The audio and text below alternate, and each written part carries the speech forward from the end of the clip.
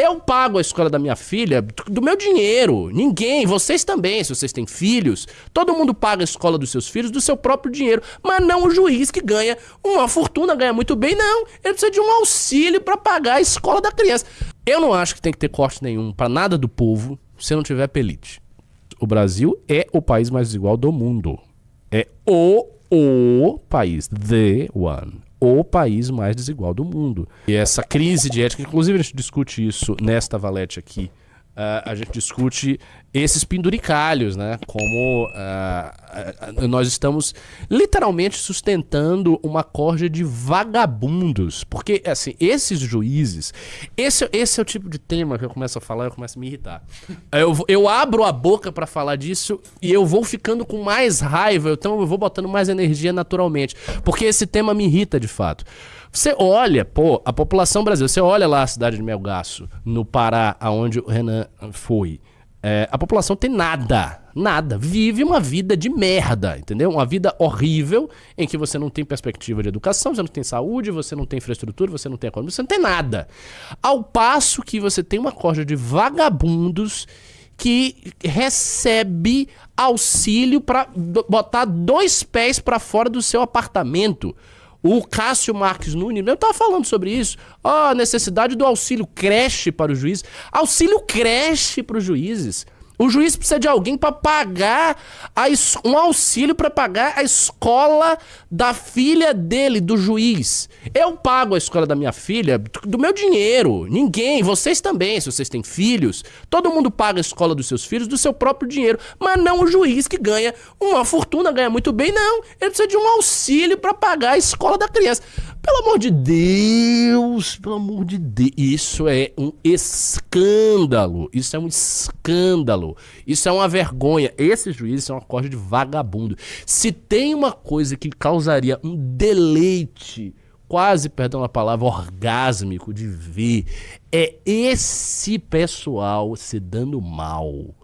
É chegar lá, nossa, e começar a cortar, sabe, cair todos esses penduricalhos. Tudo, reduzir tudo. Nem precisava reduzir os salários, que já são gigantes. Deixa lá o salário, mas penduricalho vai cortar tudo, não vai ter auxílio de nada, tem paletó, não tem isso. Não, você vai receber um dinheiro que é muito, entendeu? Considerando a economia combalida do país, e você vai viver com este dinheiro. E é isso aí, você vai ver como todo brasileiro normal. Todo brasileiro recebe um dinheiro que é menos do que o juiz e vive com esse dinheiro e não tem auxílio de ninguém. E eu realmente gostaria de ver isso. É uma coisa que me deixaria feliz. E a gente sabe o quão difícil é. E nós sabemos o quão corajoso tem que ser um candidato para jogar isso na mesa. E agora é interessante, porque agora não é mais só o Renan. Agora é Renan e o Japa. Porque vocês devem ter acompanhado, certamente vocês estão acompanhando as coisas do Kim Kataguiri. E o Kim Kataguiri tomou a decisão dele de ser nomeado, impossível, o ministro da Reforma de Estado. E ele prometeu, eu estava no evento, ele prometeu um corte de, olha só o númerozinho, 1,1 trilhão. 1,1 trilhão de reais. Opa, seja bem-vindo. Quem é? Quem foi dessa vez que entrou? Você não sabe o nome? Tudo bem. Enfim, seja bem-vindo. Muito obrigado por entrar. Que bom, já tem 2 pessoas. Com mais 3 pessoas. Vamos fazer esse sorteio acontecer, pô. Eu vou sortear esta revista aqui, ó. O Max e o primeiro foi o Lucas. Eu vou sortear... Revista o quê? Eu tô completamente louco. Eu vou sortear esta camisa aqui do Prendeu Matou e vocês vão levar 3 valetes, o Judiciário contra as Cordas, a morte da esquerda e a valete do mês, Prendeu, Matou. Né? Mas voltando na questão do judiciário, então, minha gente, a gente assiste isso e o Kim prometeu, quando ele estava fazendo o discurso dele, um corte de 1,1 trilhão de reais, caso ele fosse ministro da Reforma do Estado. E eu vou dizer uma coisa, ele não tirou esse número da cabeça dele. Porque eu conheço o Kim, ele não tirou esse número da cabeça dele. Ele deve ter feito pesquisa em cima, inclusive do que a gente está colocando no livro amarelo. Ele deve ter chegado a esse número. Que dá para cortar muita coisa. Cara, o Brasil é um país que Se você tiver meios e coragem de você fazer as reformas necessárias, o que você corta de despesas desnecessárias, primeiro que você já corta pela corrupção. Aí já vai uma grana preta. Outro dia eu fiz essa comparação, que eu achei uma comparação fantástica, que é o seguinte, todas as pós-graduações, eu faço filosofia, eu faço doutoramento na USP, inclusive amanhã eu tenho uma prova séria sobre isso. E existe um valor X que as pós-graduações em filosofia recebem no Brasil. Este valor é menos do que o Vorcaro ia pagar para o filme do Flávio Bolsonaro. Para todas as pós-graduações em filosofia do Brasil. Para tudo. Tudo. Bolsas, etc. Tudo o que importa assim, na pós-graduação de filosofia do Brasil. O valor é menor do que o Vorcaro daria para fazer o filme do Jair Bolsonaro. Então, e por que eu cito? É claro, não é, obviamente, num país com tantos problemas, não é a prioridade ter uma boa pós-graduação em filosofia. Isso é de menos, né? Mas é uma área que as pessoas corretamente falam, pô, tá faltando dinheiro, não sei o quê, é difícil ter a bolsa, são poucas, a bolsa não consegue manter as pessoas e tal. Beleza, você poderia simplesmente dobrar este valor só com o aporte de dinheiro do Vorcaro para o Flávio. Que, obviamente, é um aporte criminoso. Evidentemente, supostamente. Enfim, qualquer pessoa com 2 neurônios sabe disso. Que é tráfico de influência. Então, quando você olha essas coisas, a gente percebe que o Brasil tem dinheiro, sim. É porque as pessoas estão roubando dinheiro. Elas realmente estão roubando o dinheiro, mesmo. Se elas pararem de roubar tanto dinheiro, você vai ter um monte de área do Brasil que você consegue financiar melhor e que consegue, portanto, reestruturar as áreas. Não é difícil, o dinheiro está aí. As pessoas estão roubando, porque praticamente todo político no Brasil é ladrão. Essa é a verdade. Tirando algumas exceções honrosas, honoríficas, sobre as quais a gente tem que, assim, dar graças a Deus que existem, políticos no Brasil, via de regra, são ladrões. Eles roubam. Simplesmente assim. Eles entram lá para roubar. Inclusive, as próprias... Veja, a própria eleição é uma máquina de roubo. Eleição no Brasil é uma máquina de roubo. Eu sei como se faz a eleição. Por exemplo, na Bahia, eu sei detalhadamente como se faz a eleição lá. As pessoas, elas entram, prefeito, você fica lá um tempo, aí você faz um caixa, roubando, e aí desse caixa você separa, em geral, 40% para a eleição e 60% você bota no bolso. É essa a divisão. Inclusive a divisão numérica é essa aí. Você bota 40% para a eleição e 60% no bolso. E assim você vai reproduzindo. Então, se você puder cortar a corrupção, depois você corta os subsídios e as exonerações fiscais desnecessárias. Já dá muitos e muitos e muitos bilhões. Depois você faz uma reforma da Previdência dura. Você começa a cortar onde tem, vai sobrar dinheiro, esse dinheiro será colocado em infraestrutura, etc, etc, etc, etc. Não é difícil, não tem essa dificuldade. A dificuldade maior é você conseguir fazer isso por conta dos instrumentos políticos. Então, cara, tem que cortar para todo mundo. Mas é aquela coisa que eu falo sempre também, que eu tô assim, profundamente persuadido disso. Eu não acho que tem que ter corte nenhum para nada do povo se não tiver pelite. Minha posição. Não acho. Nenhum. Mas nenhum. Ah, mas é mais dinheiro. Os penduricalhos do judiciário não é tanto assim. O BPC é mais. Mas a aposentadoria...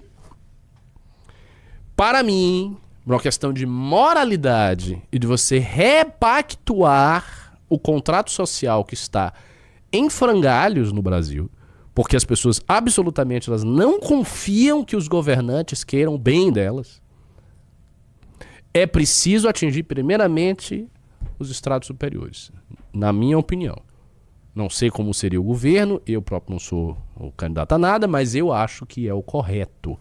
Porque há uma séria dificuldade do brasileiro de confiar em qualquer governante que proponha qualquer tipo de medida de austeridade.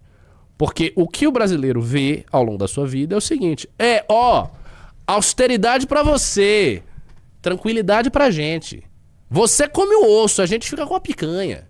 É assim que as coisas são, entendeu? Quando você tem, por exemplo, escândalos de corrupção que aparecem semana a semana, você vem com um discurso, nós temos que ter austeridade, porque a economia... Cara, a população só acha que isso é conversa fiada. E com razão. As As pessoas percebem isso. Se elas virem um governante de fato buscando resolver os problemas dos andares superiores do edifício da sociedade brasileira, dos juízes, dos ricaços, dos políticos corruptos e assim por diante. Se a pessoa vê o presidente fazendo isso, é outra realidade. Outro horizonte se anuncia no Brasil em relação ao governo, a governança. Tudo muda. Eu acho que isso muda tão profundamente que isso seria a coisa mais chocante do mundo. Porque as pessoas só não acreditam. As pessoas acreditaram no PT em 2002. Você é muito... Quantos anos você tem, Bruno? 29. 29? Então você tinha o quê? Quantos anos assim? 2002? Você era criança, 6. Né? Você era criança. Você não lembra disso. Mas eu me lembro. Porque eu não era criança. Eu tenho 38, já era adolescente. E eu me lembro qual foi o clima de 2002. Muita gente acreditou que o PT ia fazer isso que eu estou dizendo. Muita gente votou no PT pensando assim, não, esses caras são sérios, eles vão chegar lá e vão mudar tudo. As pessoas acreditavam nisso. 5 já, vou fazer o sorteio daqui a pouco. 5, é isso aí. As pessoas acreditavam nisso, Bruno. Muita gente acreditava nisso, que o PT ia chegar lá e ia mudar. E o primeiro choque para os setores da classe média que votaram no PT com essa esperança foi o mensalão.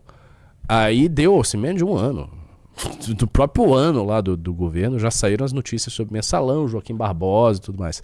E isso feriu a imagem do PT, assim, de forma drástica. De forma drástica feriu a imagem do PT e nunca mais o PT recuperou a imagem de partido impoluto. Mas o PT tinha a imagem de partido impoluto, que era o partido que não tinha... Claro, aqueles que estudassem mais a fundo a história do PT perceberiam que isso era uma mentira, obviamente.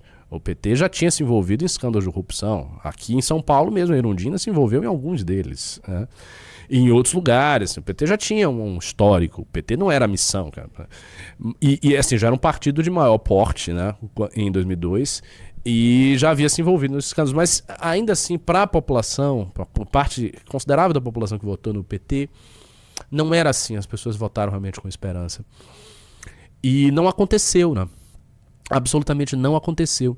Então, o que eu sinto do fundo do meu coração? Se um governante assume o Brasil e se esse governante começa de fato a reformar o topo do edifício brasileiro, da sociedade brasileira, as pessoas vão confiar tanto nessa pessoa, elas vão ter uma crença tão forte que se trata de uma pessoa do bem, que elas estarão dispostas, elas mesmas, a fazer muitas coisas.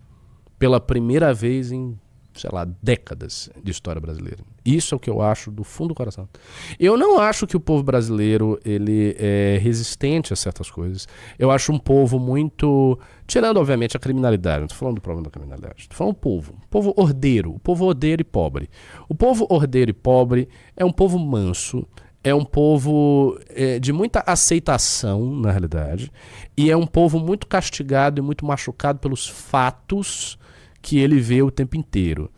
A desigualdade e a injustiça no Brasil, que campeiam de uma forma como nenhum outro país notemos, o Brasil é o país mais desigual do mundo.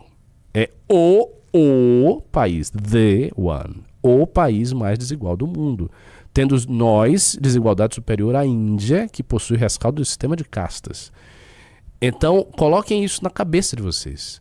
A desigualdade do Brasil é gigantesca. Eu li aquele livro do Pedro Neri da Fonseca, eu acho, um economista ótimo chamado Extremos, um belíssimo livro, em que ele mostra os extremos do Brasil. Então ele pega, por exemplo, como funciona Pinheiros e como funciona a cidade, sei lá, com menor IDH do Brasil. E as discrepâncias monstruosas que nós temos dentro do mesmo país. Elas são gigantescas. De renda, inclusive.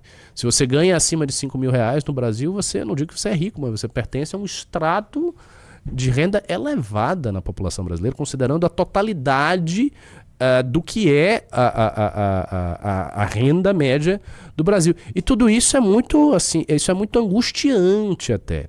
Então, eu acredito de forma genuína que se você tiver um presidente que faça alguma coisa para afetar os estratos superiores, esse presidente ganha a confiança do povo brasileiro.